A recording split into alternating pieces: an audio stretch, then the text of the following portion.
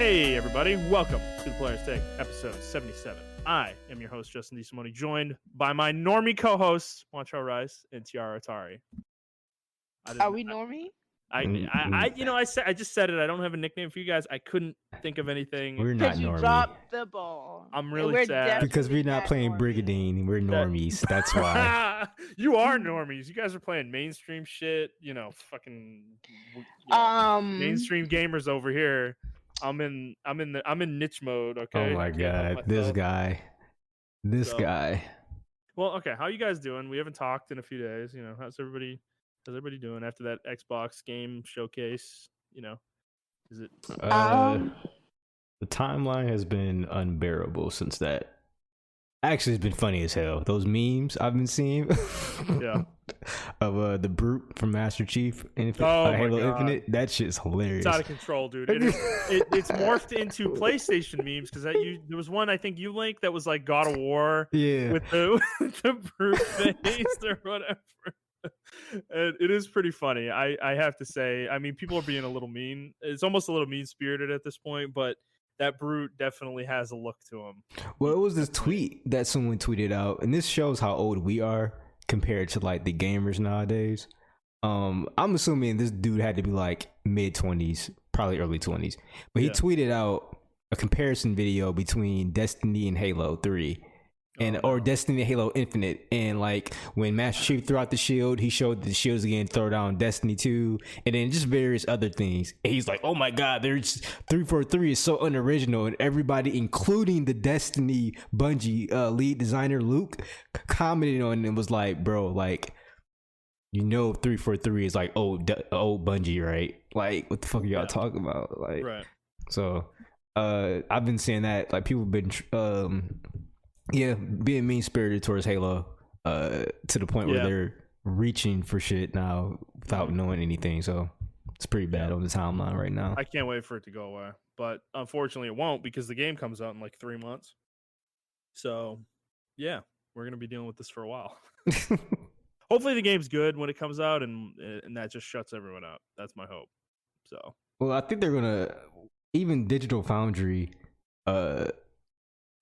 show, I don't want to say show their bias, but they weighed in on the whole Halo Infinite thing, and it wasn't good. And then there was another YouTube video of a developer who like looks at trailers and like try to break them down by the graphics and stuff like that, and that wasn't good either. But I'll say he's kind of unbiased because he also was like really impressed with like Microsoft Flight Simulator 2020. So I gotta say I agree with him on that. What I've seen of that game, that just the brief snippets are kind of insane. Okay. Honestly. So yeah. But yeah, he was not impressed with Halo Infinite at all, and I agree. I wasn't impressed with that showcase at all. I think it's just an art style thing, man. I think if the game looked, if it had a different like style to it, I don't think any of these opinions would like. There would be people pissed about something, but I don't think the graphics, people would be harping on the graphics. It's just the game, like we said last week, just looks so clean and sterile. It's like I think that's the problem. It's not distinct in any way. So, yeah. So yeah, if you guys didn't listen to last week's show, please check that out. We covered that in depth already. So yeah, this is a video game podcast. It's our weekly video game podcast where we talk about video games, video game news, and other topics pertaining to video games. We post at 6 a.m. Central Time on Fridays on Apple Podcasts, Google Podcasts, Spotify, Stitcher, and your favorite podcast app of choice. We're also on YouTube on Mondays, 6 a.m. Central Time. So let's start, like we always do, with games we have been playing. Does one of you guys want to get us started this week? I'll start because I've only been playing Ghost of Tsushima. Fair enough. So Ghost of Tsushima came out with a new lethal mode, and that is harder than hard mode. Pretty much one-hit kills for you, like the enemy attack you and you can die in one hit. Not the opposite, not the other way around. Because if it was the other way around, it'd be easy mode. So yes, new lethal mode. I did a duel in lethal mode, and I'm ashamed to say I went back down to hard mode because I got tired of dying, and the parry windows are like super short in lethal mode. It's just a lot. and I was like, I'm not doing this. Well, I just literally just booted the game up like 30 minutes ago while we were waiting for Montrell. So I started on lethal mode. Am I gonna hate myself? Oh yeah, yes. you are. Am I Yeah, gonna hate you're gonna myself? hate yourself. You're gonna hate yourself because well, especially you in can the change the beginning. difficulty on the fly, right? Yeah, you can. Okay, so Yeah, that's but why I mean, did it. But I want to try it out. Because the thing about it was hard mode was actually kind of like easy the more you started to play it. That's what I'm concerned about. Yeah. So lethal mode is kind of like on some Dark Souls type stuff right now. Yeah, but I have a feeling I have a feeling it'll be manageable at a certain point through the playthrough. No, right? I know it's manageable through the playthrough, but when you do duels, that's when it becomes kind of hard. Yeah, because duels are more focused, and the enemies are more, or the enemy you're dueling. They fight super well. Yeah, they fight really well. So that sounds cool. Well, I'm looking forward to getting into it. I've been preoccupied. I will say it is, even though hard mode was hard because it was early game. So your early game's gonna fucking suck, like really bad. Right. So with that being said, I would say keep it in lethal mode, but when them duels come up, I mean, I'm probably gonna put it down to hard. I'm just being honest. I'm just trying it. I'm trying it to see if this game's play style, control, and difficulty swings with me or like jives with me. Because if it does, it's gonna be a magical experience. If it doesn't, I'm gonna drop it down to hard, and then it'll be fun. And then maybe I'll up it to lethal when the game gets too easy on hard. I would say it's the equivalent between Sekiro and God of War. If you like God of War, you probably like this. But as far as it doesn't have as many combos as God of War, honestly, it's all about parry windows and changing your water stance. So that would be a good comparison. So it's like Neo and God of War. There you go. That's a way more accurate comparison because you have to change your stances with the enemies you're fighting. So yeah. Cool. Well, Montrell, have you played it more?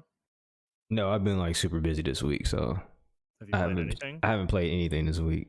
I only got like a couple games of League of Legends in, so that's about it. Kicked off the podcast. It's just gonna be me and Tiara going forward, guys. Hey man, but I'm climbing. I'm almost to platinum, so I'm good, man. Okay, fair enough. Well, yeah, I've been I've been mostly playing Brigandine. So, like I said, I just started Ghost of Tsushima before the podcast. I'm hoping to play that a bit here, and more crosscode. But mostly been playing Brigandine because it's the most convenient thing for me at the moment. Like I said, I've been a bit preoccupied this week. I've been off from work, but it's like it doesn't matter. It's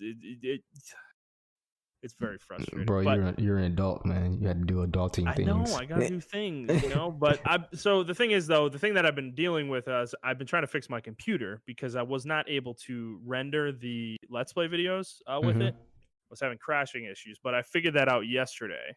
And, I am currently in the midst of editing and rendering all the Let's Plays I've done so far for Brigandine.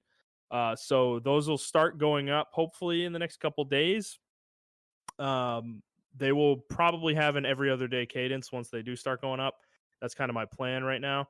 So by the time you hear this, the first one should be up. That's my plan. If not, it'll be up this weekend. So yeah, look forward to that because I've got a whole shitload of them ready to go at this point. So yeah, I've been dealing with that, but not much more to say about Brigandine. This is my comfort food game at the moment.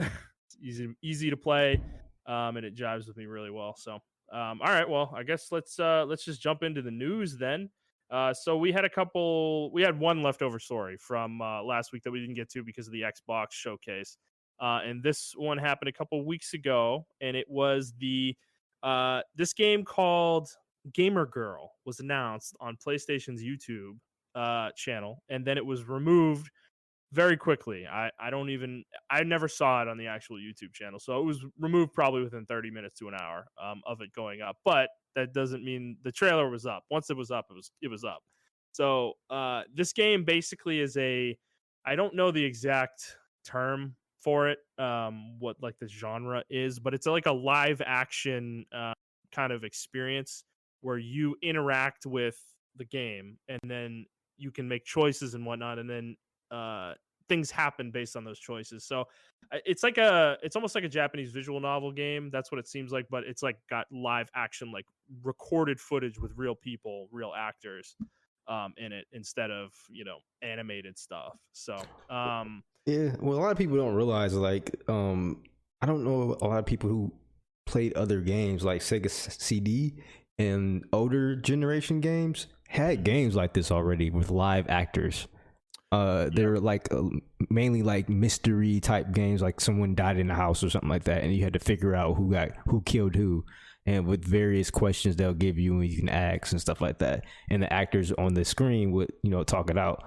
I do remember Sega CD because it was the only one that had the like capability to have like real people, like real video recordings inside the disc that they had. Well, we even have other examples of this generation too. There was that game, Her Story or whatever. That was they're called full motion video (FMV) games. Yeah, that's the name of the genre. So, but the thing with this is that it went up and it was immediately embroiled in controversy. The internet did not take kindly to this game existing. Because it portrays a woman basically who's a streamer, and you play as a mod for this streamer, and you interact with her throughout the game. I mean, it's not really super clear what your role is within the game, but because the trailer, it shows a lot, but it doesn't necessarily show exactly what you're doing. But you're a moderator for her, and it seems like you'll be able to make decisions that influence some of the things she does, whether it's on stream or not on stream, because you'll interact with her off of stream as well, and you kind of get involved in her life, I guess, in the game. And people had a problem with this given the controversies that we had been embroiled with last month with the sexual harassment stuff, specifically related to streamers. People did not like the timing of this game. It just seems like it's I think it's a matter of like wrong place, wrong time kind of thing. Like if this had come out like 4 months ago, I don't think this would have been as controversial. But given that we had just come off of a situation where a bunch of streamers had just outed other streamers for sexual harassment and things like that, people did not take kindly to this game because basically they looked at it as like you can play. You're kind of like, it was almost portrayed as like you're her white knight saving her from something, and it's like you're a simp. Right? Yeah. We were making that joke that you're playing as a simp. It's like a simp simulator. I would recommend everybody go look at this trailer though, and make your own judgment on it, because I don't think it's as egregious as everyone else seems to. I am actually intrigued by the concept. I thought it was a cool movie, honestly. Right. Yeah, I didn't think it was offensive. Anything was wrong with it, but of course it's Twitter, so somebody's gonna find something wrong with it. But I thought it was cool. Yeah. I didn't see nothing wrong with it. I did see a lot of people. They weren't really necessarily going with the sexual harassment thing. They were just saying, from one person I was debating with, they were just saying like, well, we don't want to have a female protagonist and then take her through a whole bunch of stuff because we already have a limited amount of female protagonists, and gamers are weirdos and wackos, and they might do something to the female protagonist or whatever within the limitations of the game, obviously. But I don't think that's a valid argument because people take they take fucking renderings of the actual games, like they data mine them and get the actual renderings of the characters that do have female characters in them, and they put them in other situations. You can go on Pornhub, you see a ton of videos like that where people have actually ripped the models from the games and then put them in like sexual situations. So I mean, we already have this going on as far as that. But I don't think what he was trying to, or what, and that's what they're trying to say that's going to happen in this situation. I don't think it's possible, first of all, because it's a real recording of people. And then second of all, I didn't look at it as, a male taking domination over a woman or whatever. I looked at it as, this is the dark side of streaming that we really don't see all the time. Like we just start seeing it within the last 2 months. I don't think they should have pulled it though, because this was, I thought it would have been a really good way for awareness to be shown to those streamers, especially the female streamers that have to deal with shit like this. Right. it was weird controversy. It was a mix of white knighting and a mix of like trying to censor it because maybe people don't want this kind of truth to get out or something. I don't know. It's just weird to me. Yeah. I just think it's interesting how people are shaming Gamer Girl, but they think Westworld is like the best thing since sliced bread, and that's what Westworld is basically about. I don't know if you ever watched Westworld before it comes on HBO. No, I heard of it. I need to get into it though. I've watched the first 2 seasons. Yeah, so you understand what Westworld is about, about the virtual world and people giving people the opportunity to literally do anything. Yeah, what some of the characters doing are pretty fucked up. Right, but that's essentially, so that's what I'm saying. That's essentially what Gamer Girl is. So I'm like, I don't see how people hate on Gamer Girl, but they praise Westworld. It's all the same thing. Well, I think the difference is that I think the fact that it's interactive is what people have a problem with. But this is kind of the growing pains of the video game medium to me, is that this is something that we as an audience have to be comfortable with. Like, we have to get to a point where we're okay with these kind of games existing. Like, if we don't, we're just letting the medium like the medium's going to stagnate. Like, we're not allowing storytelling to kind of grow, Maybe this game is in poor taste. We don't know. The game's not out yet. We haven't played it. We don't know the full But we context. should still give it a chance. Right. Like, I'm definitely going to give it a chance for sure. Assuming that it's in poor taste based off a trailer is short-sighted, and I think not really. It's not the way to go about this. Like, let the game come out, see what it's about. If it's in poor taste at that point, then criticize it, But to me, like what you were saying, Montrell, about dudes doing weird shit with the game, like they do that anyways with games that are out now, where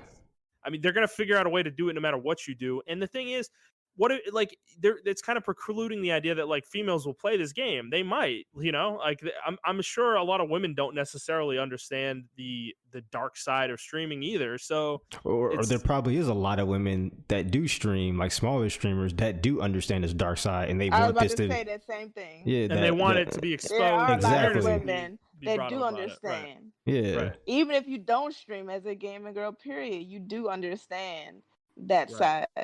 So I think it was misogynistic to the audience to kind of speak for women. Like, that's what they're doing. Like, oh, they don't want this out. Like, maybe they do, bro. Like, we don't know unless it comes out. You know what I'm saying? Like, let it come out, then play the game, then we can critique the game and see if it was in poor taste or not. But besides that, I mean, I'm not defending it or banning it. I just want to see what it is. Like, and I thought it was a really cool concept. And now that I feel like this game may get canceled because of that controversy. I hope not, but it may get canceled, or they may not even, they may hold off the release for another 2 years or some shit like that. So yeah, no, I don't know. I mean, the developers did release a statement about it, and people ripped that apart, of course. But I do think the game is going to be coming out, it seems, but I think they're going to lay low for a while until they get closer to release of it. So. All right, next story. This one kind of came out of nowhere this week. So G4's Twitter account rose from the dead and tweeted out that G4 is coming back. G4, the TV network, the television network. Now, the gaming television network.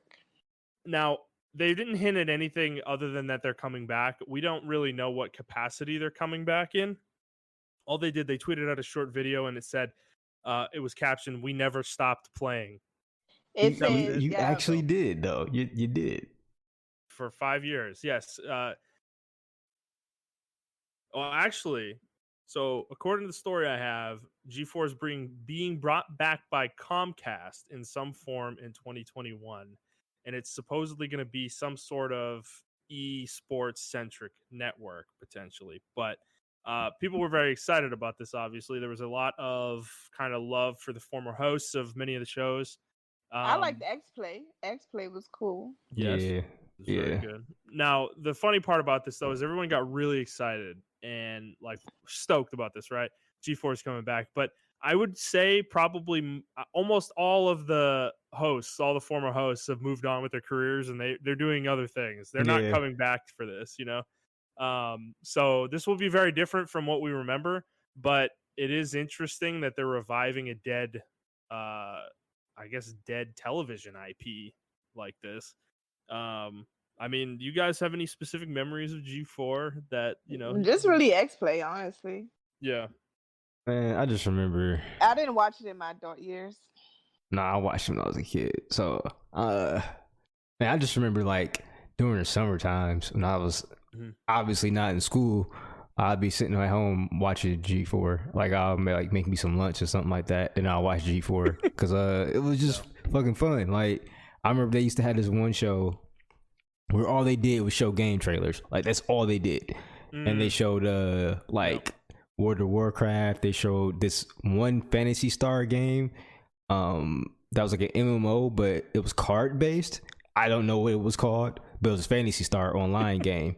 And I remember like the names of the characters. They like obviously they were avatars for somebody. One was named Sonic, Amy, and Tails, but they were obviously not those characters. But I thought that was pretty cool. Yeah, and they just had like a whole bunch of relatable like commercials related to video games and stuff like that. Like I remember one commercial they had where they was like, what will make you get up out the game chair or whatever, and then this one dude was like, I don't get out the game chair unless I have to go to the bathroom, man. Like if I can't hold it no more, like to the last second, that's when I got to get up in game. And I'm like, or get up here to the bathroom. I'm like, you know what, relatable. And I love the channel, so it was just really cool. Yeah, I used to watch it a lot when I was probably middle school, high school time period. Yeah. I was honestly, I just kind of had it on in the background while I played games. That was always kind of the thing for me when I was younger, because I had a television like in my room, like and peripherally viewable from my computer screen. Okay. So I would always have G4 on or ESPN, but G4 a lot of the time. And yeah, Attack of the Show is the one that I remember a lot. I do remember Attack of the Show as well. That show was definitely, I feel like, ahead of its time in terms of how like zany and weird it was. Definitely a very like fun show. They did a lot of weird shit on that show. There was a large cast of hosts they had over the years, many of which went on to have very, very successful careers. It's really hilarious to me that Chris Hardwick used to be a backup host for Attack of the Show on G4. It's fucking hilarious because that guy is like literally one of the biggest people on the planet now in terms of like media entertainment. But it's just interesting to look back on for me. I doubt I will watch this, especially if it's esports centric, but was a really interesting bit of nostalgia this weekend, I guess, or this past weekend. With this, Twitter was aflame with excitement. Yeah, it was mostly really older people because a lot of people were like hitting me up like, what was G4? Like, I'm like, bro, that was like the you shit. Don't know G4. Yeah. It's like I mean, dude, if she doesn't know G4, she's too young for you. Yeah. If you're born in the late 90s, you probably don't know what G4 is. Like, you probably didn't watch it, honestly. I legitimately blocked a couple of followers because they asked me that, and they were like female followers. I'm like, oh, gotta block you because I know you are under the age of 18. Yeah, right. You're like right around 20, maybe at best. It's like, yeah. So it's definitely something. It's gonna be funny when we're older, like when we're like really old. And G4 has been like a esports network for 50 years, and it's like the ESPN for video games. And it's like we talk about like, oh, I remember when G4 was about other games besides esports, So that'll be funny. But I mean, it makes sense. It makes sense because ESPN is not taking the esports game seriously. I mean, they show them sometime on ESPN 2, I believe, but besides that, they don't really show it. And it's a huge thing that's being missed. Like it's a huge opportunity that's been missed, especially when a couple years ago, I think 2017. When Worlds for League of Legends had a way higher count, it finally had a bigger viewer count than the Super Bowl, and that was like huge. Yeah. And nothing has come from that. I mean, as far as like networks picking it up. When that guy won $2 billion from that Fortnite tournament. Oh yeah. Yeah, that was a big thing. Dota's international prize, the prize pool for those tournaments has just gotten bigger and bigger every year too. It's like. So there is definitely a huge opportunity here that is being missed. ESPN, I think, unfortunately, is just they're not going to be the network to do it because there's they're sports, right? And a lot of sports, unfortunately, a lot of athletes are just really derogatory mindsets towards video games, towards esports.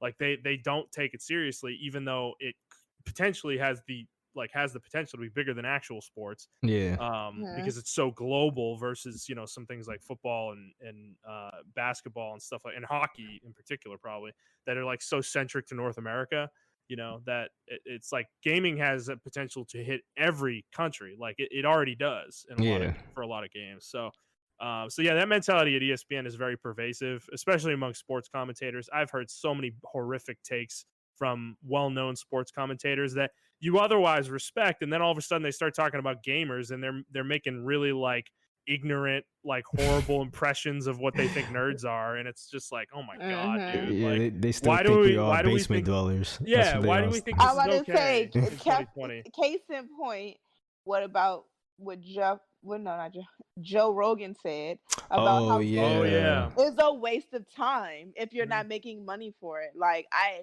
hate that statement because that statement can be attributed to anything. Reading a book.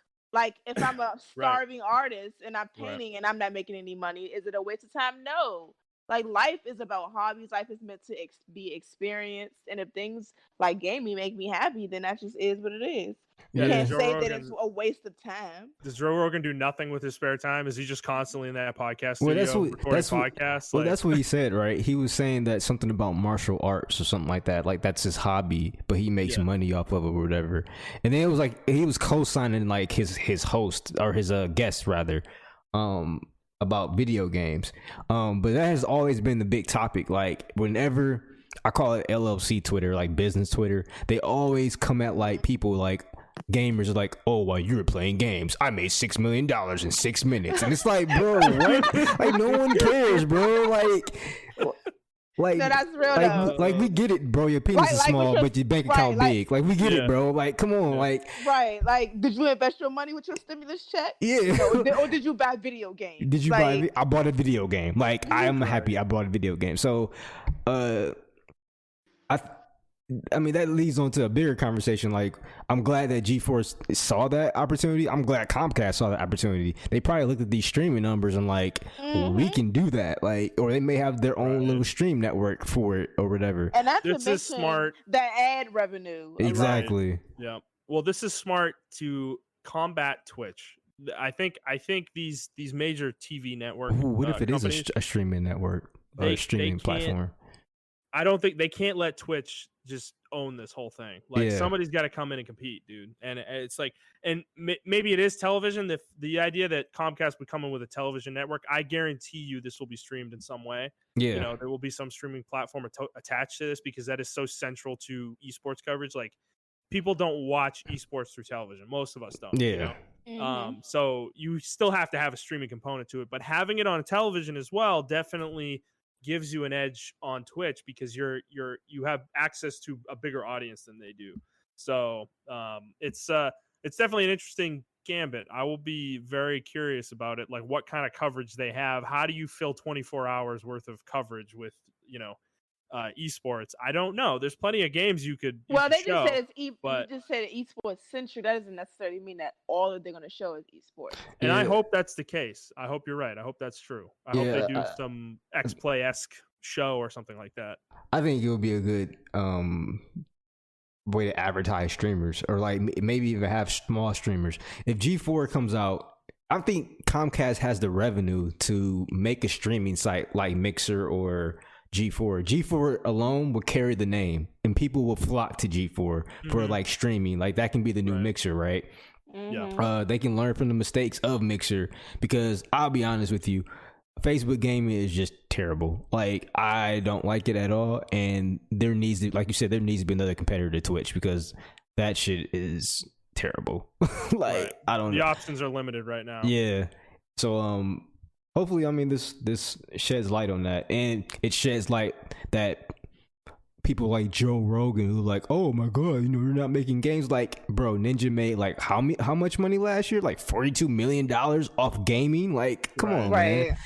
Like, well, yeah, and the idea that all this time I spend playing games is like not useful to me. Like, dude, go fuck yourself, okay? Like, definitely, because I learned a lot of shit from playing video games. That, like, you know how like most of my reading comes from playing video games. Like, that's how I read. You know, I don't really read books that much. I do read a lot on my phone, but video games is the other major way that I read, and that's probably true for a lot of gamers. So yeah, he can go fuck himself. Like whatever, man. Like I respect to Joe Rogan. He's extremely I love his no, podcast, but I feel like on that statement, I mean all the disrespect to Joe Rogan. All the disrespect because he's let us live. I think he knows what he's saying. I think gamers don't be bothering anybody. It's not like gamer take whatever he was talking about. Yeah. What I will say, go look up, for those of you listening, go look up a clip from Colin Cowherd. He's a radio he's a radio host from Fox. I like his sports takes. Yeah, well, you're not gonna like his gaming takes because he's the one I was referencing that made fun of esports broadcasting. Go look up the clip. It's very easy. You could probably find it on Google in 5 seconds. He sounds like a fucking asshole. So in that regard, fuck that guy. I don't like him. Too. But only on esports. Every other sports, I'm still rocking. Well, it's funny. They never really have like people like Shaq on, or I think even LeBron James spoke out about that, and then Rick Fox. They own all these esports teams, or they play them or whatever. And I remember Rick Fox was on the show, and they were talking bad about esports, and he was like, he owns the League of Legends team. He's like, no, he owns Echo Fox. That's what it's called. Yeah. And he was like, no, these guys train, they scrimmage for hours, just how we go into the gym and we scrimmage. Like they're in their form of a gym and they're scrimmaging for hours, building up tactics, how to do things, learning things. Like he's like, you can't jump on the keyboard and do this. Like you can't. You have to practice for years. I could school Joe Rogan in League of Legends. Like I don't play it. Like with fighting games, the slang term, the lab, like. People spend hours in the lab perfecting their fighting skills. Fighting exactly. Mortal Kombat, Tekken, Street Fighter, whatever it is. I have friends who play fighting games heavy, and they always like, I got to get more hours in. And I'm like, but you always playing. How many more hours can you get in? No, I gotta be better. I gotta be better. And that's I was the same way when I was big into the fighting game community. I would spend 6 or 7 hours in training just before I even go online. I would spend 6 or 7 hours just to spar and training, just learn different things, learn different frame data and stuff like that. It's the same way. You can compare it to being a martial artist. Like you have to learn parries, feints. You have to learn all that stuff. And you have to learn your own body, how fast your body is and how fast you can react to certain stuff when you sparring with other people. So that Joe Rogan take was really bad. Like that was really bad. Someone should go on the show and like educate him on that. And I hope it does happen soon. I'm like, as gamers, I just really feel like it's like a thing. We know when you want to get better at something, you got to put in serious hours to it, like a lot of hours. Yeah. And the idea that pro gamers don't do that is hilarious to me because they probably put in more hours than actual athletes do, to be honest. Right, because I'm like, if you go back to your games and figure out how many hours you put in each game, it's a lot. No, because most athletes, like most sports, they have an off season. That's not really true in esports. Like video games don't like League doesn't really have an off season. Dota doesn't really have an off season. Like it's year round. Yeah, it doesn't stop, and then you have to be on top of all the patches and everything. Like it just doesn't stop. Changes, right. Yeah, exactly. So I don't know. I'm so tired of like defending this shit. It's just so like I just look forward to the day.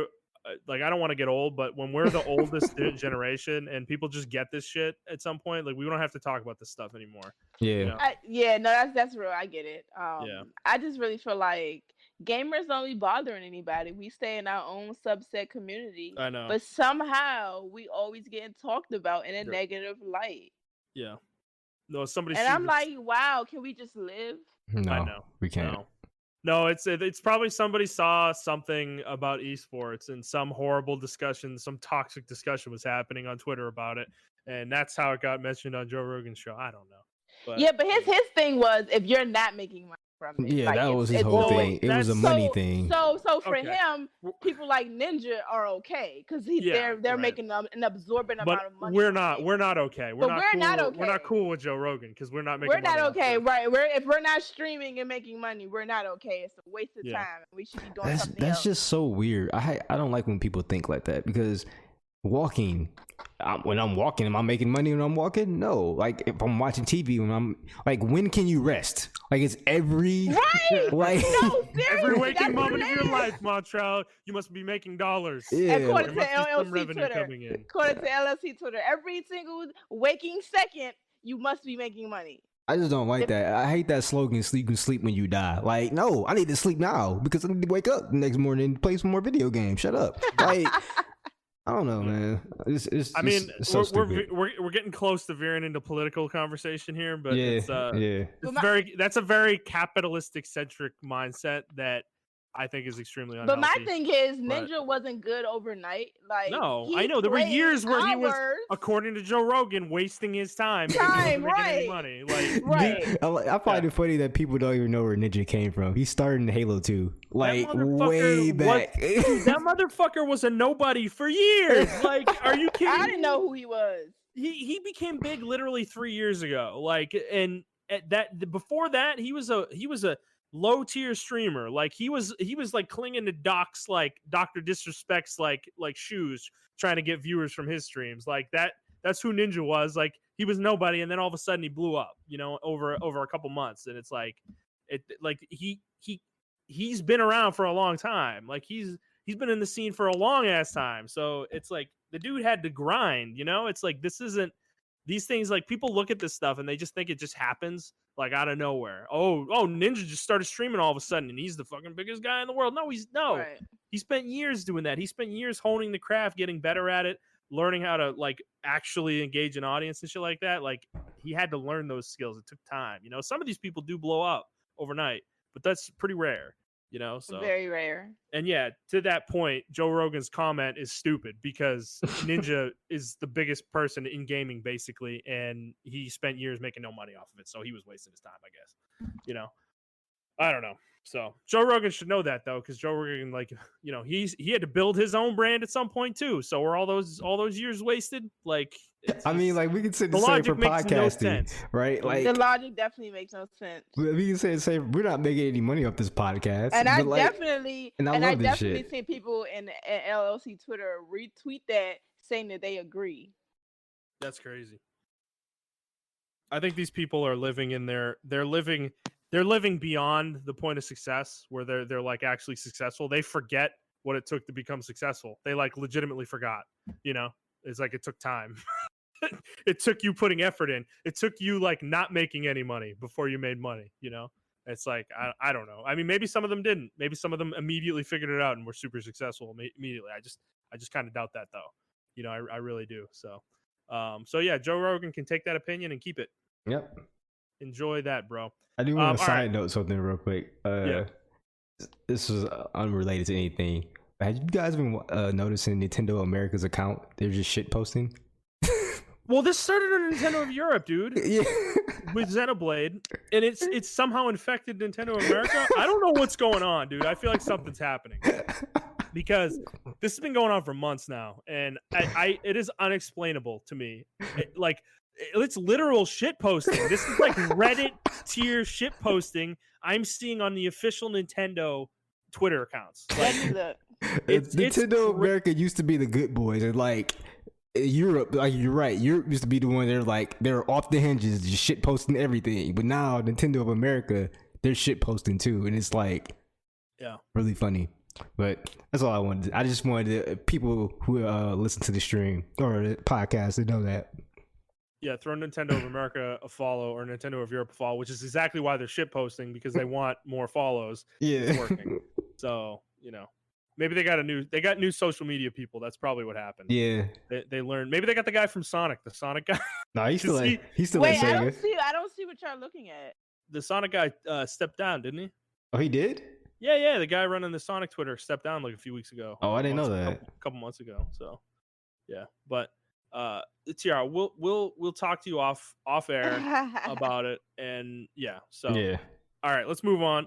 We got a follow up to a story we talked about a couple weeks ago, where 2K is announced that they're going to be charging $70 for their next gen games, specifically NBA 2K21, and I don't remember the other games. I think it was all their games that are on next gen.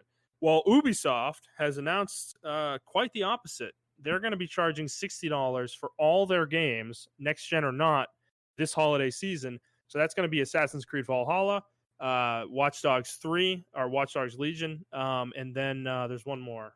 I'm forgetting the other one. I don't remember all Ubisoft's games, but they're going to be $60, not $70. So this is an interesting contrast to what we saw with 2K. I thought 2K doing it was kind of the end, and we were going to see the dominoes fall, and everyone's going to be doing it. I still believe come next year, when these consoles have been out for a year, the games are going to be $70. But it seems like Ubisoft's taking a different approach here, maybe deciding they want to undercut and maybe get some goodwill given what's happened recently with them. What do you guys think about this? I honestly think it's PR. Like, all this controversy came over from the other stuff that's happening, and I just think they're just trying to get really, really good PR. Okay, but dude, let's put the PR aside for a second. There's a real monetary loss happening here with this decision. You know, that $10 per unit is millions and millions and millions of dollars. That decision to do that, you know, like they like that, they're making a monetary choice here. And yeah, sure, maybe it's PR. I'm sure that maybe that has something to do with it, but I think it might just be more capitalistic, where they're like, we can undercut 2K and we can undercut some of these other guys that we think are going to be charging 70. And look, all of a sudden our games are the most attractive ones on PS5 and Xbox Series X. Like that I feel like that's probably more like what they're doing. And the PR part of it is just kind of a happy accident, even though they didn't want the bad PR in the first place. So it's kind of just a byproduct of where we are with them right now, though. Okay. That's kind of what I think. Yeah, I can go with that. I don't know. What do you think, Tiara?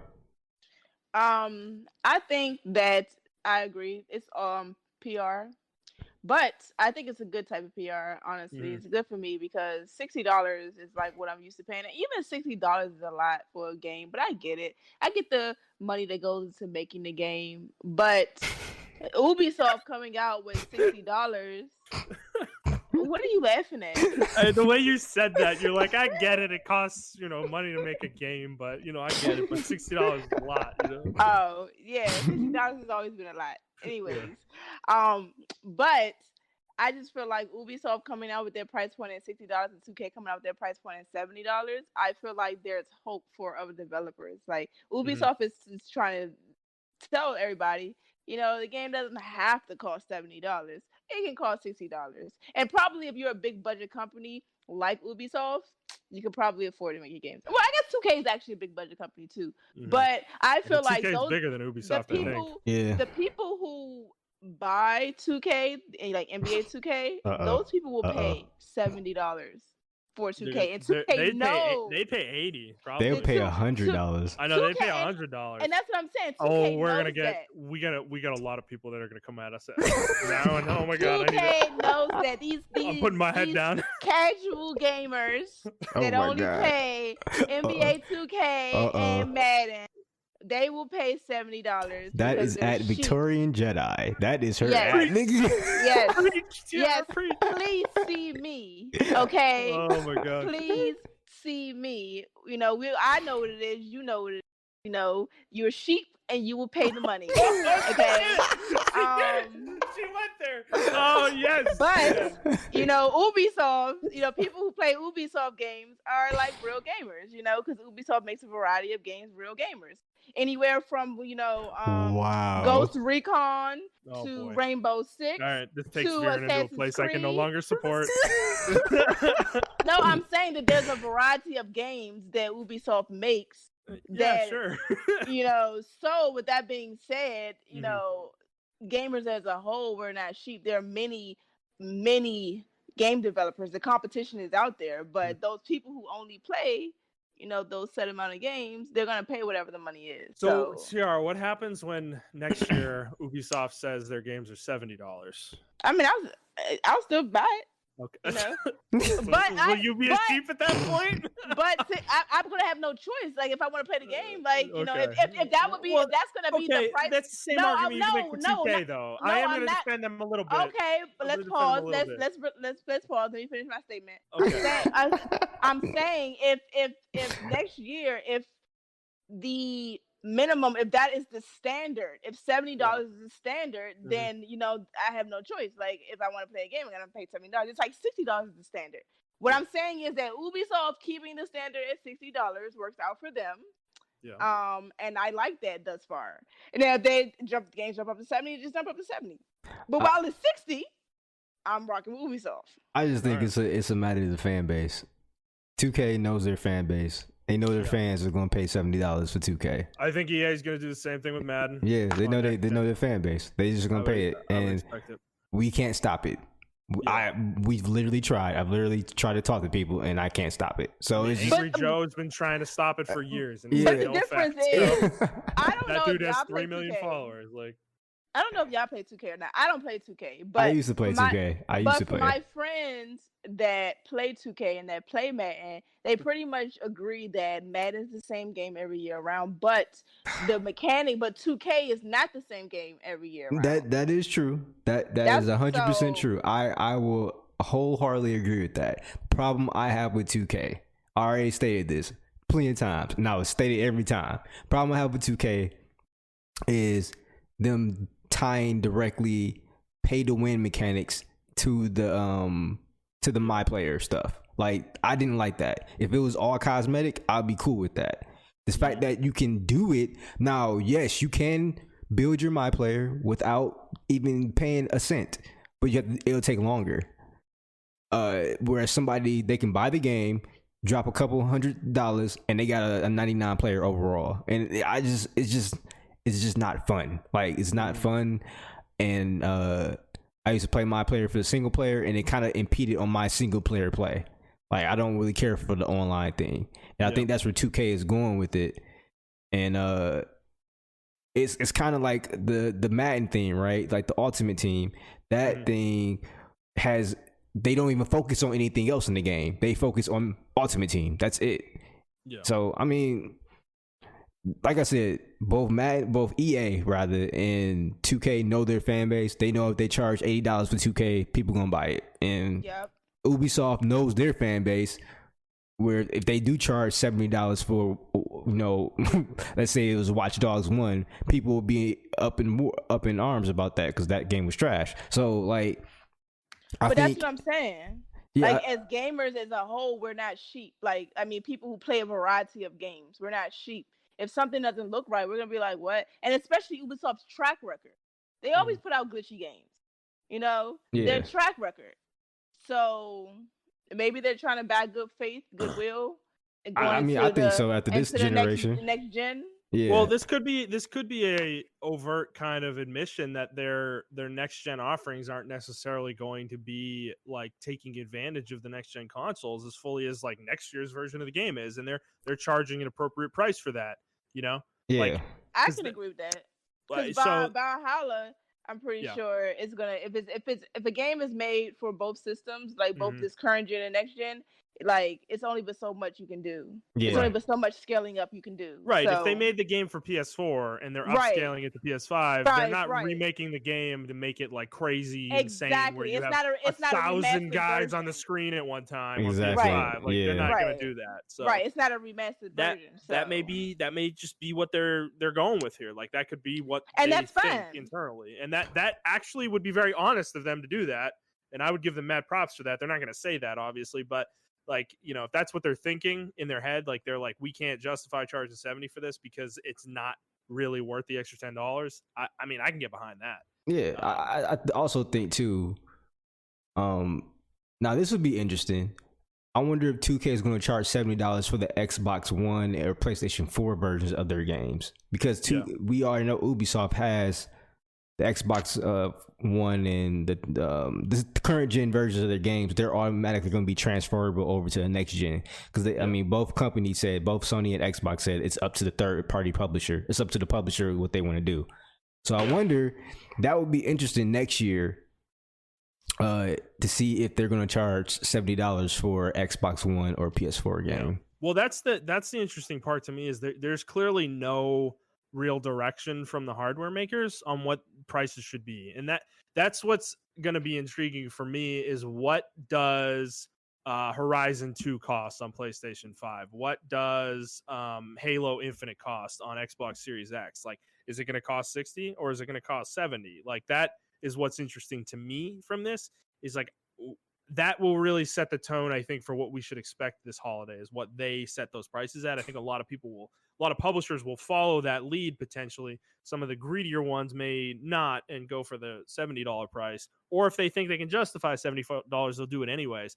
I just think the interesting thing about this is that there doesn't appear to be an MSRP for PlayStation 5 games or Xbox Series X games at this current time. Yeah. And that is a change. That's different, because we all remember, those of us who are old enough remember when PS2 was around, the MSRP for games was $50, $49.99. Very few games came out that were less than that. There was famous examples like 2K5. NFL 2K5 came out at $20. But most games were $49.99. And when PlayStation 3 was announced and shown, they specifically said in a conference, MSRP for these games is $59.99. They said that. And there was no change this generation, but so it's been a while for us since we've had this kind of change. It's just interesting. The approach has kind of changed in 15 years. It's been a long time, so kind of makes sense, I guess. But it just seems like the publishers and the game designers and game makers are going to be the ones really deciding what they want to sell their games for. That's already been happening a little bit, but the lack of direction from the hardware makers, I think, is really going to encourage that. So I'm kind of hoping the scale is like $70 is for your like AAA ass game, you know, like the AAA-est game you can make. And then underneath that, we have kind of like tiers of games at 60, 50, 40, 30, 20, you know, the way kind of indie games go, but there could be a middle ground in there where like $40 is right for certain games, you know? So I'm kind of hoping like developers and publishers really explore the price scale and really charge what they think their game is worth, you know, and not overcharge for it, you know? Because $70 is steep. It is steep. And I think some games aren't going to be able to justify that price. So whereas 60, it's a little bit more palatable, you know? So any other thoughts on this with this pricing with Ubisoft? No, I think we beat it to death already.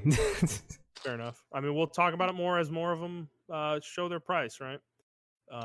So, all right, let's move on. I'm actually switching some stories around here because we have another Ubisoft-centric story. So Jason Schreier had some reporting this week about Ubisoft.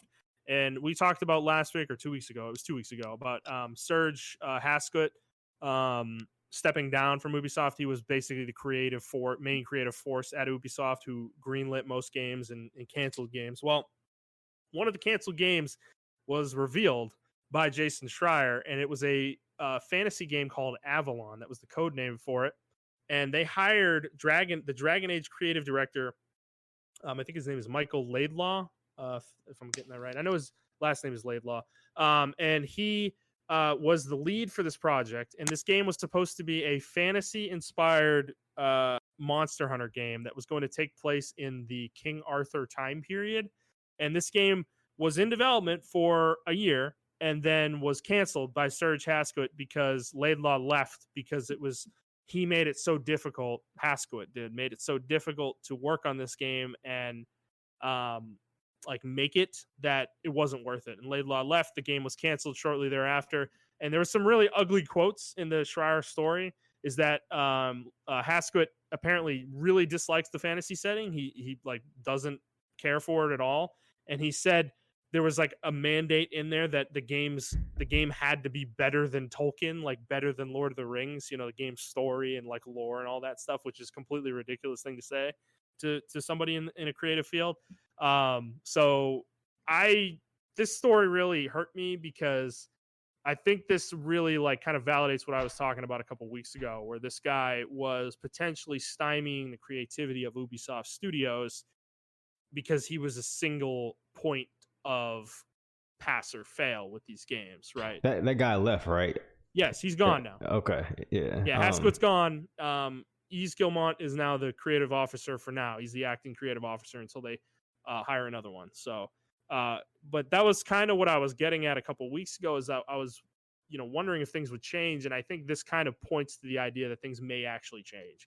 Ubisoft Studios want to do different things, but this guy was kind of blocking them from doing different things, That's crazy. That's Dragon Age creative director. That's fucking wild. He was only there for a year. That's stupid. I mean, even if I was an executive, right? And you remember, I didn't used to like fantasy games. I'm just starting to get into them. Mm-hmm. if someone came to me with an idea, like, and they showed me gameplay or just like a storyboard, I'm like, let's go, let's do it, let's try it. But and it was like a medieval Monster Hunter. Like, come on, bro. Like that's. Oh my god.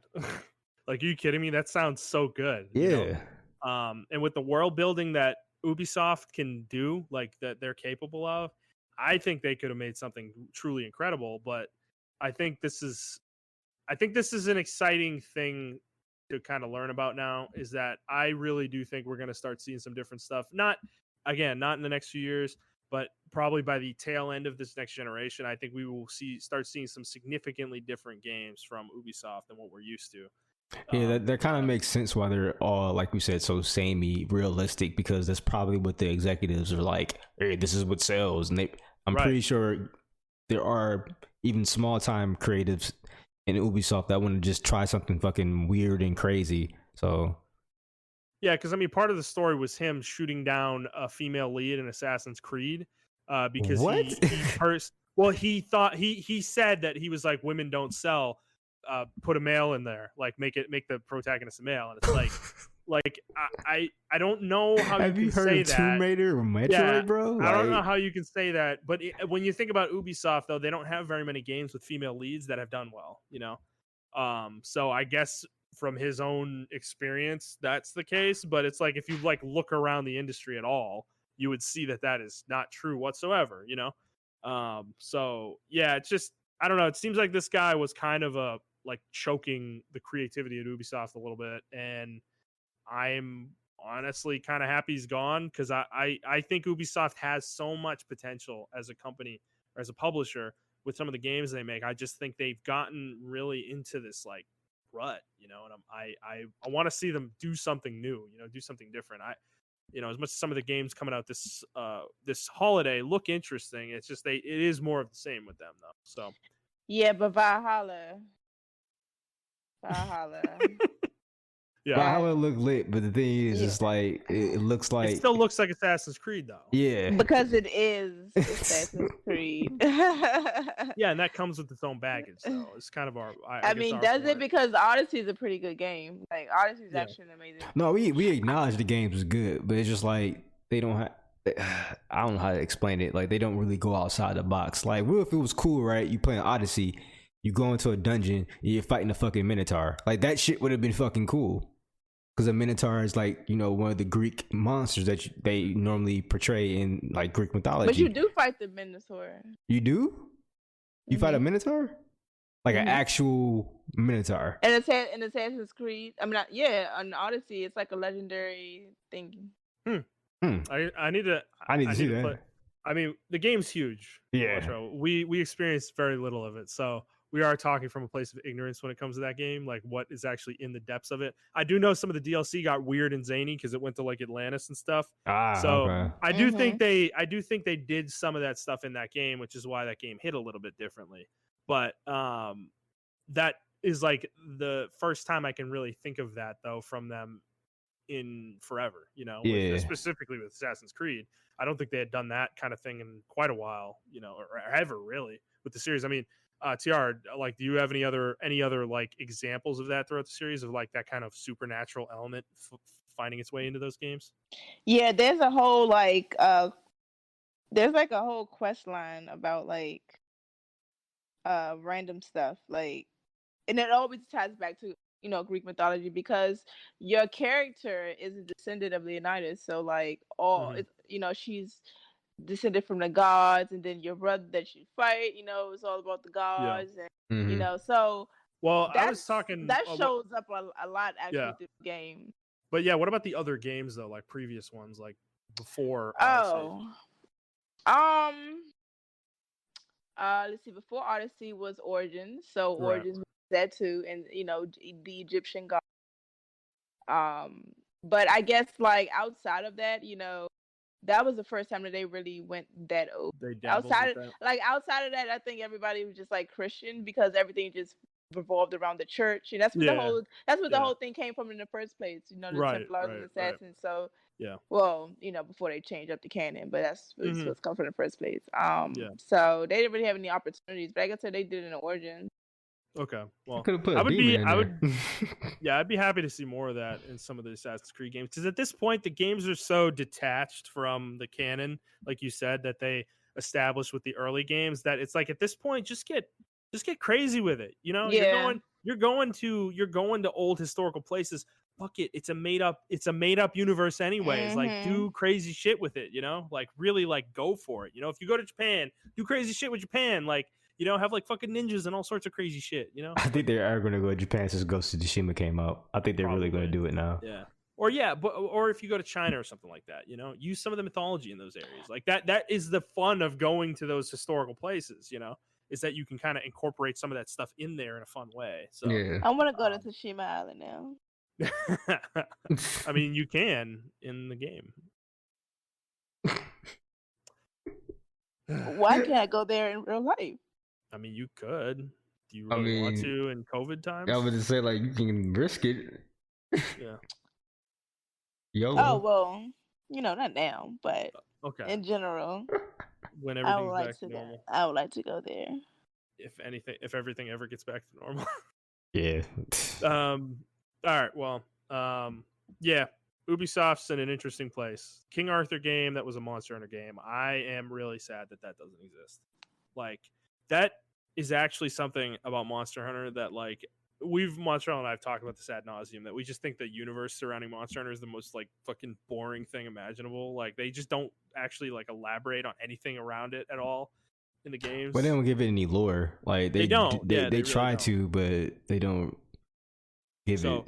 Give me a game that has that in like a medieval setting. I'm all about that shit, man. All about it. Give it to me, man. Like traditional like knights and, you know, swords and knights and bows and arrows and armor and fighting like dragons and shit. That sounds really cool. So somebody make that. Maybe Ubisoft will re-examine it now that guy's gone. So yeah. All right, let's move on.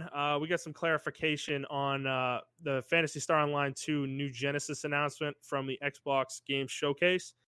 So we were sort of right about what we thought this was. It is a standalone product. Oh, okay. Sega's decision making here is very puzzling because I don't know why they're not just naming it Phantasy Star Online 3, but it's its own game.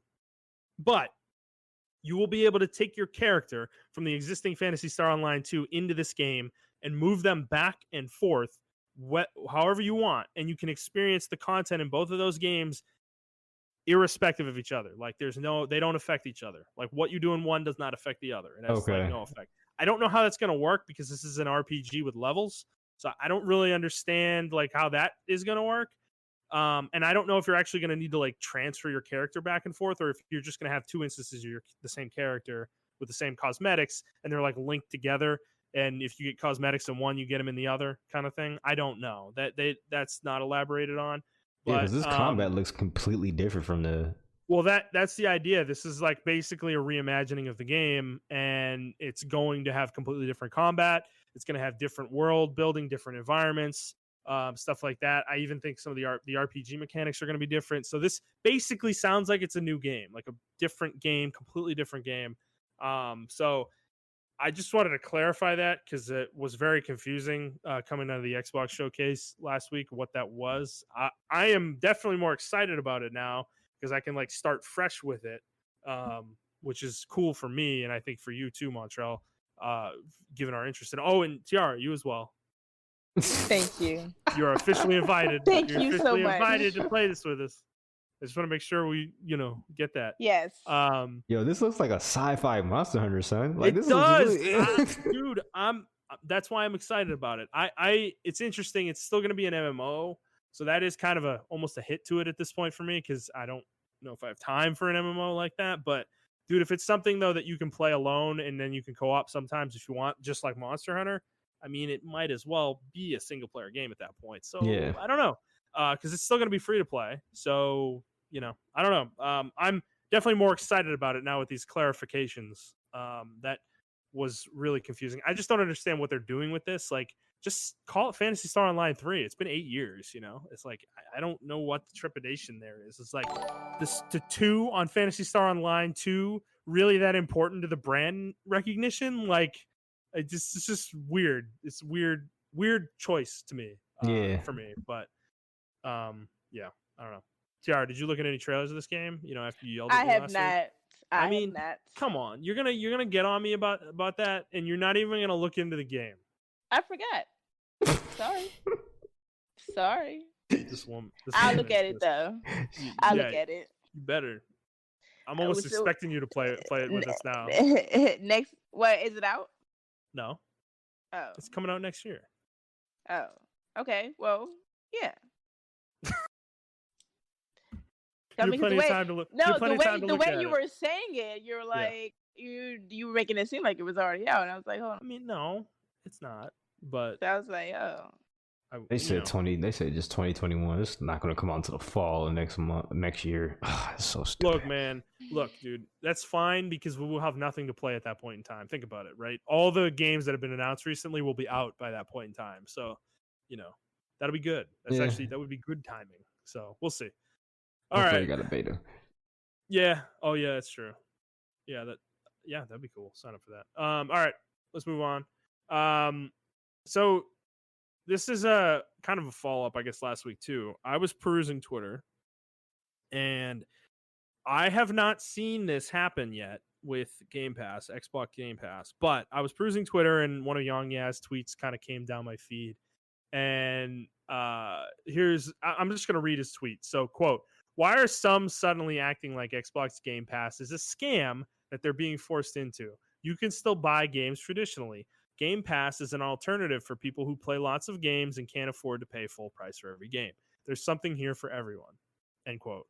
And this, obviously, he got a lot of heat for this. And I was reading through the Twitter replies, and there's a lot of anger about Xbox Game Pass. People are really concerned that this is going to ruin video games the way that microtransactions have, quote, ruined video games. I just don't understand the logic. Well, okay, so let me go through it, I guess, and fully explain what they're concerned about, right? They're worried that this is the beginning of a new monetization model for video games that all the publishers are going to latch onto and get behind once Xbox finds real success with it. And then we're going to have to subscribe to every major publisher rather than buying their games. We're going to have to subscribe to their service in order to play their games. And then they're going to start making the game specifically for the subscription model where you get the game for free, but the game is really bare bones, comes with very little, and then they sell you the rest of the game as DLC. That's what people are really like kind of pie in the sky in a bad way looking at this down the road in the future. I can see where they're coming from. I just think they're taking this way too far in terms of the way they're like they're doomsday prepping for this basically. And it's like, we don't like Xbox Game Pass isn't even like that big yet, I would beg to differ. Xbox Game Pass is very popular. It is very popular, but a lot of people okay, buy Xbox yes, Game but Pass relative way more than PlayStation now. Relative to like how many people play video games, it's not that big yet to the point where we need to be sitting here like. Well, relative to how many people play Xbox, how many people have Xbox Live subscriptions, it's pretty big. But that's the thing about this. That's why this is stupid right now, because the value is so good with Game Pass. What are you complaining about? I've been looking through a lot of the comments. I'm trying to, or especially the retweets, or the quoted tweets rather.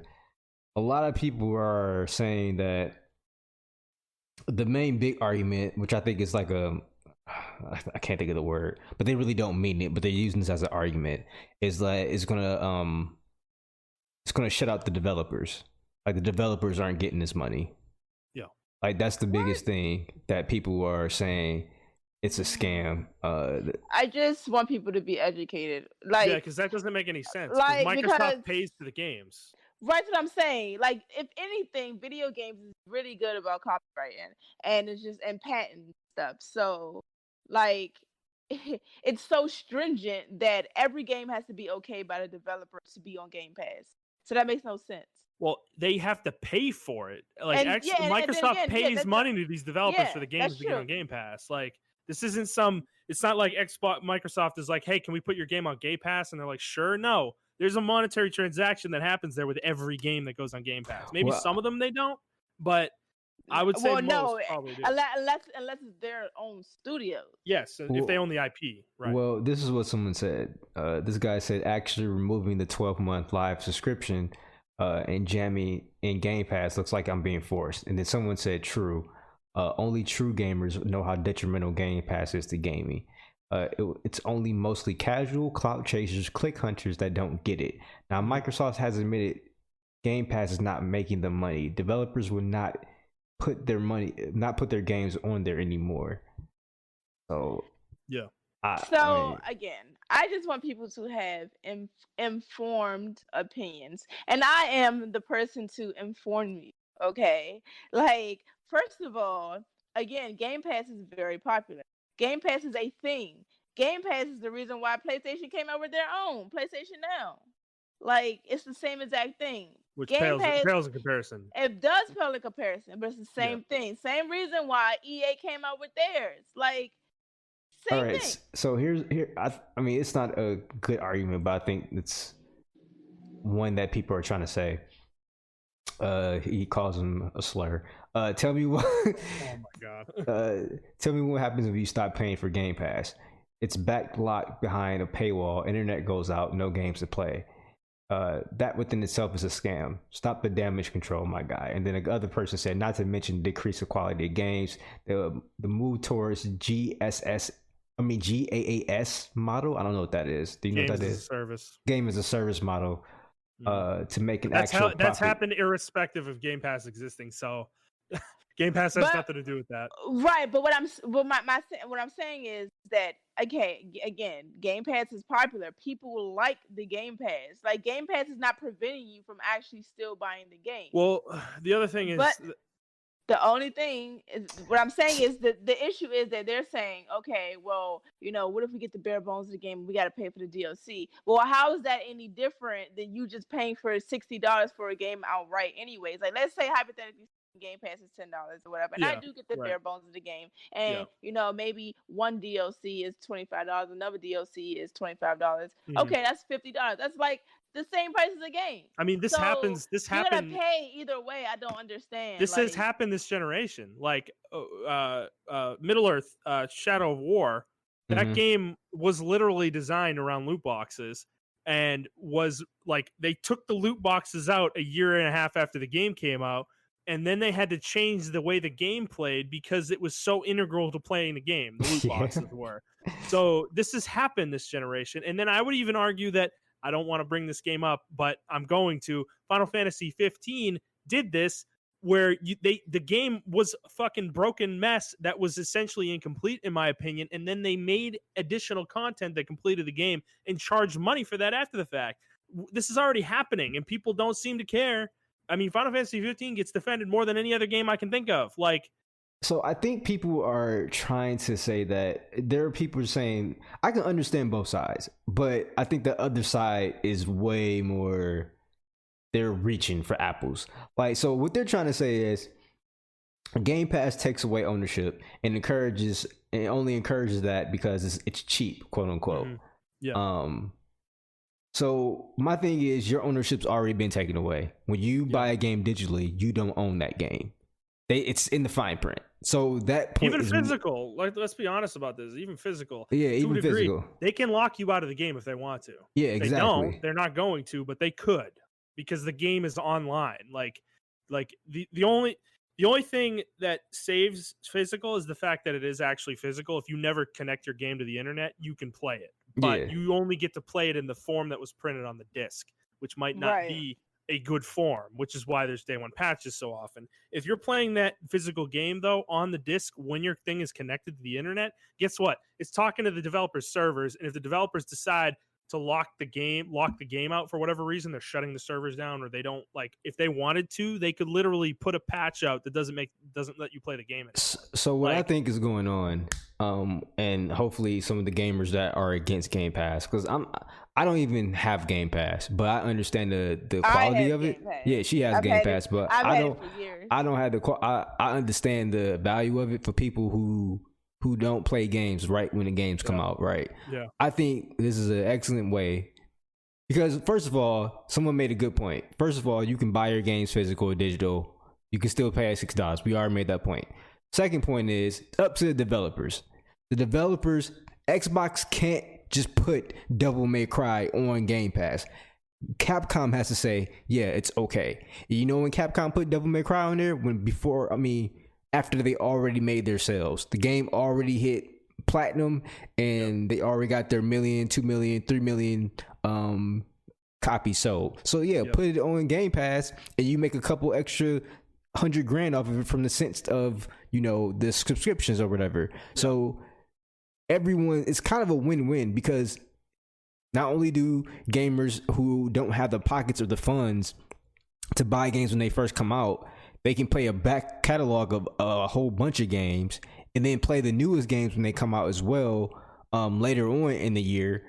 But the developers have a choice to put it on to the Game Pass or not. Like they're just, I think people are overthinking this. I understand where they're trying to go with it, but they don't understand that. Well, they're trying to think ahead. They're trying to think of what this is going to turn into at the end of this next generation. And I understand that.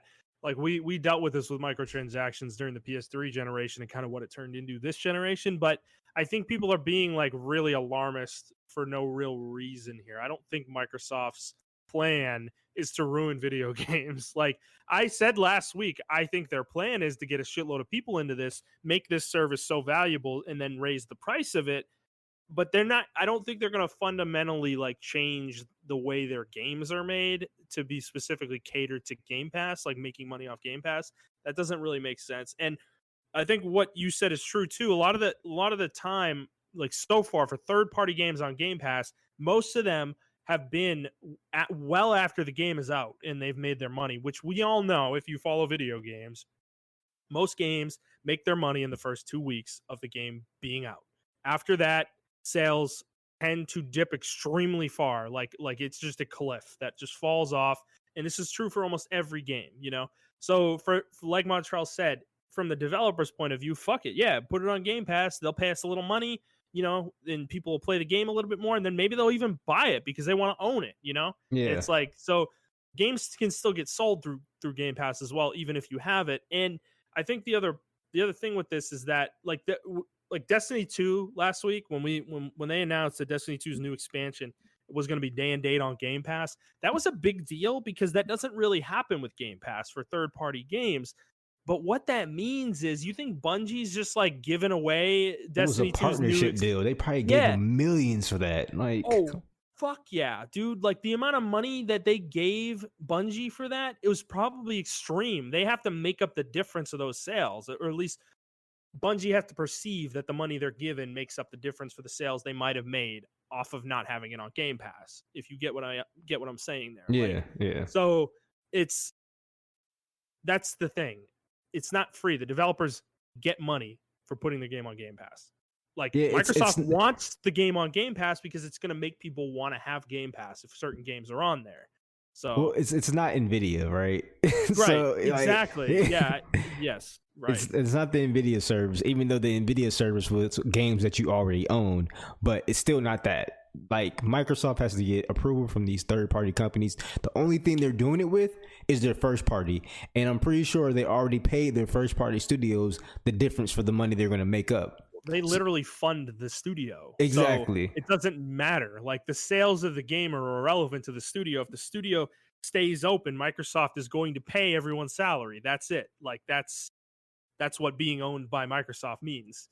Your sales of your game don't really matter beyond the health of your studio generally. And if Microsoft is going to put your shit on Game Pass, there should be an inherent understanding there that the game's not going to sell as well, right? So like it has no real effect on the first party, from that perspective either. So that's not really an argument either. I think it's really I think most people are really more concerned about what this is in the future, and I can understand and that. I get that. I totally get that, but right. I don't think this is the service to be worried about. No, I would be more worried about Ubisoft starting their own, which they did. EA starting their own, which they did. I mean, that already started, but no one was up in arms about it. So it's just I know. That's why this is odd to me, and that's why I wanted to bring this up on the show, because Game Pass is not the one we should be jumping on. Game Pass is a good fucking deal. Like. Well, we already mentioned it on the show. I think we mentioned it like in our earlier episodes last week.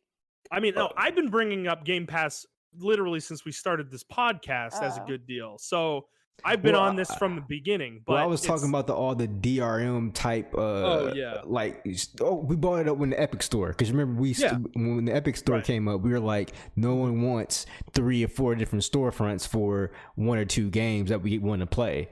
And everyone's doing it. Like, just for me, for instance, I had to uninstall Assassin's Creed Odyssey. I had to download the fucking storefront again just to take it off. Like, that's crazy to me. I wanted to uninstall World of Warcraft. I had to download the Blizzard client just to uninstall it. So it's like, those are the things we should be like attacking, or I don't want to say attacking, but like bringing some awareness to. But I don't think Game Pass is one of those things. I don't know. Yeah. Well, we'll keep monitoring it. I just thought it was interesting because it's the first time I've really seen like a large outcry against Game Pass. It's because it's Xbox. That's exactly what it is. If PlayStation did something like this, everyone will pull down Sony's fucking pants and like, yo, I'm about to blow the fuck off. I'm about to just blow a load right now. Like, that's exactly what this is right here. It's because it's Microsoft and it's Xbox. That's exactly what it is. Me and Montrell have been calling this out on gaming in the gaming communities for a long time. Like, there is a real bias within gaming against Xbox. Like, it's fucking crazy to me. I'm not talking about the media or YouTube or anything like that. Like, actual I get it. People have a bias against Xbox. It's nuts. And it makes no sense, because when Xbox does something that is actually objectively like a good thing, that's a good deal. They're trying to find a way to poke holes in it and make it not consumer friendly. It's like, this is literally the most consumer friendly thing in video games, period. Like, this is how vain people are about Xbox. When Xbox came out with that disability controller, people were like, oh, this is just Xbox trying to make up for that whole 2013 thing. And it's like, are you fucking kidding me? Like, they made a controller for people who don't have hands that can play a fucking Sekiro. Like, I've watched somebody play Sekiro with their controller and beat the entire game. Yes, he beat the entire game. They've done some serious shit this generation with this stuff for accessibility. Like, they've done really great stuff, and to where even PlayStation was like, can you make that? They made software to make it compatible with their system. Like, you can plug that Xbox controller into your PS4 and play it. Yep. And people don't talk about that. Like, that's super consumer. Xbox didn't have to go out their way to do that shit. Someone in the Xbox did that shit. And I watched the stream of this guy play Sekiro, and he didn't get it was a no damage stream on top of that. Didn't get damaged at all. That's impressive. It is. I can't even do that. I have fucking hands and fingers. He didn't. He did, and he did it. Like, yeah, that's crazy. I don't know. It's just like we said. Like, people have just have a fucking hard on for Xbox as far as hating wise. If Sony had did this, now seen PlayStation Now pass, people like, oh my god. Yeah, no, seriously. If you could start downloading games off PlayStation Now, which I know you can do some, very few though. But if you could start downloading every game on PlayStation Now onto your PlayStation 4, the internet would literally say Sony's the greatest fucking company to ever exist. Like, they're the best. They're so consumer friendly. They've done all this amazing shit. Guys, get off Sony's dick for a second, okay? They really actually don't give a shit about you at all. So stop singing their praises, okay? Because they've done a lot of bad shit in the past. So and like Xbox has too. But we need to be fair in the way we evaluate these guys, okay? When they do something good, we need to tell them they've done something good. When they do something bad, we need to tell them they do something bad. We can't pretend one doesn't do anything bad and the other one does everything bad. That's just not. That's what a bias is, and there seems to be an inherent one with people for Xbox. There's a super bias. I mean, I think a couple episodes ago, maybe a month or 2 ago, Nintendo literally won the most anti-consumer shit I've ever seen in my life. You can't return pre-ordered digital games? Are you fucking kidding me? Internet silent. Nobody wrote about this. Let Xbox do that shit. Xbox has actually had the most progressive return policy for a long time of the consoles. So, but nobody talks about that. I got charged twice for a digital game. Xbox gave my money back though. Yeah. Well, you can return pre-orders on Xbox too, right? I'm pretty sure that's true. I've never returned to pre-order, so I'm not sure. Okay, well, I'm pretty positive that's true. I'd say like 99% positive. On PlayStation, that wasn't true until about a year ago. Oh my god, And that actually happened to you. If you want to learn about what happened there, we have an episode where I detail my experience with Sony trying to return the Division 2 digitally before the game came out, literally 2 or 3 weeks before the game came out, and I failed. So, and then a month later, they instituted a refund policy for pre-order digital games. So fuck me. But point being is they didn't do that until very recently. You could not return digital games, period, unless you somehow were selected as a special child through whatever criteria they decided through their support people. I don't know what that is, but they didn't have a policy for it. So, and Xbox has for quite a long time, as far as I know. So they get no credit for that though, because Game Pass is evil. Yeah. But we're gonna get called Xbox fanboy, so it's all good. I've like you know what's funny, Montrell, you know me personally, right? You know how like what I play my games. You don't on, even like, touch your Xbox. Switch, PC, and PS4, and yeah, I have an Xbox One X, and I've had it for over a year, and I've literally played like one fucking game on it in that year. Like if you call me an Xbox fanboy, you have no clue. You like don't listen to the podcast, like straight up. You don't, because yeah, I don't play on Xbox. Like I don't care about their ecosystem, but I'm gonna acknowledge when they do good shit. You know, it's like that's who I am, and that's what I want to be on this show. So yeah, I don't know. It's just frustrating to watch, and I'm not particularly fond of Young, yeah, but like. He's right in this specific instance. Like this, he's ridiculous. PlayStation focused too, right? Yeah, he is. He's a PlayStation focused type person, but yeah, this is a legitimate, like, good thing for this is consumer friendly because you have a choice. Like that's all I want. Yeah, that's all I want. That's exactly what he's saying too. It's not like you can't go buy the games you want to buy. Like you can do both. You can do one or the other. That's what's so great about it. It's a great ecosystem. It's not like Microsoft saying. They haven't announced that you literally won't be able to buy Halo Infinite unless you can't play it if you don't have Game Pass. They're not saying that, and they've never indicated they're even thinking about doing something like that.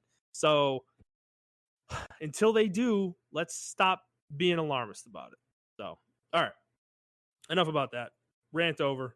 Let's move on. Let's wrap up. We got a couple more stories here. Cuphead launched on PS4 yesterday. This was literally announced. Well, it was leaked, announced, and then released all in one day, basically, yesterday. And yeah, this was just a surprise. I think this is important to put on here because when this game came out, it was an Xbox exclusive. It was only on Xbox One. And then it migrated to PC, I believe, shortly after that. And then eventually it came out on Switch. And that was a big deal because the game was supposed to be an Xbox exclusive. It going to PC, whatever. Xbox exclusives go to PC. That's not a surprise. But then going to Switch was kind of a big deal. And now coming to PS4 is actually even a bigger deal to me because I don't know the exact like situation with this studio, the IP, and Microsoft, but this game, I believe, was funded by Microsoft, at least in some capacity. And I don't think they could just release it on PS4 because they want to, unless there was something in the contract about time frames, which is very possible. It's very possible, though, that they needed to get permission from Microsoft to have this game put on PS4. Yeah. And here it is. So I don't think it's like mind blowing. It's just noteworthy to me, though, because obviously Ori and the Blind Forest is actually a Microsoft IP, and that's on Switch. They've already kind of broken that barrier. Yeah. But if that game comes on PlayStation, all bets are off, I think. I think Microsoft is slowly trying to move towards being just a software, a software company. Like I think you're right when you said last week that this might be their last console. I think they're just really trying to move like software, and I mean that's what Sega did, and they're still flourishing. So yeah. Marshall, did you ever play Cuphead? No, I wanted to get around to playing it. I heard it was hard. Because this is like I didn't see the appeal in it. It's the Dark Souls of 2D platformers. No, that's exactly what I heard. I know. And I was like, I didn't. It's nothing but Contra. Like that's exactly what it's Contra. Like, it didn't appeal to me. I like Contra, so Madam I'm going to Monster play it too. because I like Contra-like games and Metal Slug. But that's literally all it is. Like I hate that phrase that people are like it's the Dark Soul. I'm like it's Metal Slug, bro. Metal Slug, you get hit one time, you die. You ever play like as anybody? This is how we know we're old, dude. People haven't played Contra. Like all these kids who think Cuphead's hard, bro. Go play Contra and my God. tell me that Cuphead's hard after playing Contra. Like, are you like Contra is insane. That game is fucking ridiculous. Like when I was a kid, I played it. My dad was obsessed with it. My dad and my brother, they played it all the time co-op together. And I remember my dad wanted to play with me co-op, and we couldn't even get through the first level. That's how bad I was at the game. And I just was like, fuck this. This isn't fun. I'm done. Like, I hate this game. Like, so yeah, that game is truly hard. Like, you want to talk about hard. Contra is fucking hard. Yeah, Contra. I mean, it's nothing but Contra. But like, I like the graphics in Cuphead. Like, I like this art style they went with. But I can't believe a game like this exists. Like the way it looks, it literally looks like an old cartoon. Yeah, it looks really cool. It's crazy. Yeah, it's a phenomenal piece of game making, in my opinion. But yeah, when I saw that, like people were like, "Oh, it's the Dark Souls of." I'm like, bro, no, it's not. It's Contra. It's Contra and Metal Slug. It's literally those two games, and they just made their own. They just put in their own art style, but it's literally those two games. So I don't know. Well, you can play it on PS4. I think it's $20 is what it came out at. So yeah, you can check that out. Yeah, it's $19.99. So you can check that out on PlayStation 4 now. It's on all platforms, basically. Speaking of $19.99, you know, a game I was really good at growing up, Minesweeper. I actually knew how to play Minesweeper. Want to know why? Because I looked up the directions. Oh well, I'm pretty good at Minesweeper too. But everybody's like, did anybody ever know how? Sometimes and people post a screenshot of Minesweeper and it's like, did anybody ever actually know how to play this game growing up? I'm like, yeah, some of us did. I mean, some of us beat the game. If you just take your time, you can figure it out. The game, I'm pretty sure there's no luck involved. You don't have to be lucky to beat Minesweeper. Like, it's all there. So yeah, just take your time. It's difficult. It can be difficult because it's a very meticulous game, but you can do it. I believe in you. Honestly, if you're listening right now, go play Minesweeper. That game's fucking that's like that is a pure game. I feel like it's such a pure experience. Love Minesweeper. Me too. I love that too. Play the 3D Space Cadet pinball game. That's what you should play. Yes, that is also a pure game. That I feel like younger people might know that one. That was from like the early 2000s. I mean, do computers even come with games anymore? Yeah, they do actually. Yes, they do. Absolutely, they do on Windows 10. I've actually not looked recently, but I know for a fact they do because in my job, they were like computers we were deploying had the games on them, and people were playing the games while they were supposed to be doing their work. So yeah, I know for a fact they come on the computers. It was very very funny. Like Solitaire, Heart. Yep, 100%. Yep. So yeah, yeah, they do. Check those out too. Check out Solitaire. Check out Spider Solitaire. Those are fun card games, man. Check out Free Cell. That's what I'm good at too. Yes, check that out too. Yeah. All right, let's move on. We got one more story here, and then we'll wrap it up. So this one won't probably apply to you guys, but this is like a JRPG nerd's dream. Not me. I never played the series, but the Suikoden creator. Hold on, let me get his name here. Yoshitaka Moriyama launched a Kickstarter this week called Eiyuden Chronicle, and it is basically a spiritual successor to the Suikoden games, which are an old JRPG series that ended in 2006. They started on PlayStation 1, I believe, and they were very interesting JRPGs because they were extremely political. People have described these games as like the Game of Thrones of video games, and they have like very political stories. There's a lot of backstabbing and political intrigue and things like that. But they also have interesting mechanics and gameplay within the JRPG space. You actually recruit like a army of like 100 people, and you can use all 100 characters in battle and stuff like that. So very interesting stuff. But this was launched. It's called Eiyuden Chronicle 100 Heroes. It's on Kickstarter right now. Almost 2.3 million raised. And this is in like, I don't know how long this has been up, but it has 30 days to go. and it's at 2.3 million pledged so far, which is pretty crazy. People are very, very excited about this, so it is going up as I speak. And if you're wondering what company decided to cancel this game or not invest in the series, it's Konami. Who else would it be but Konami?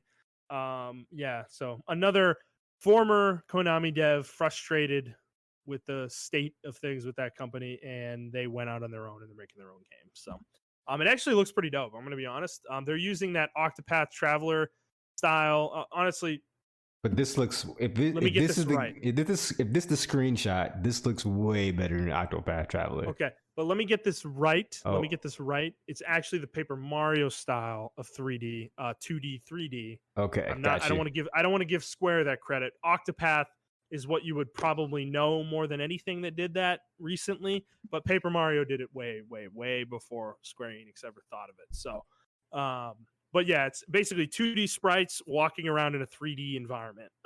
What did Square call it? 2.5 HD or some shit like that? Yeah, it was like 2.5 HD. And I was like, what does that even mean? Exactly.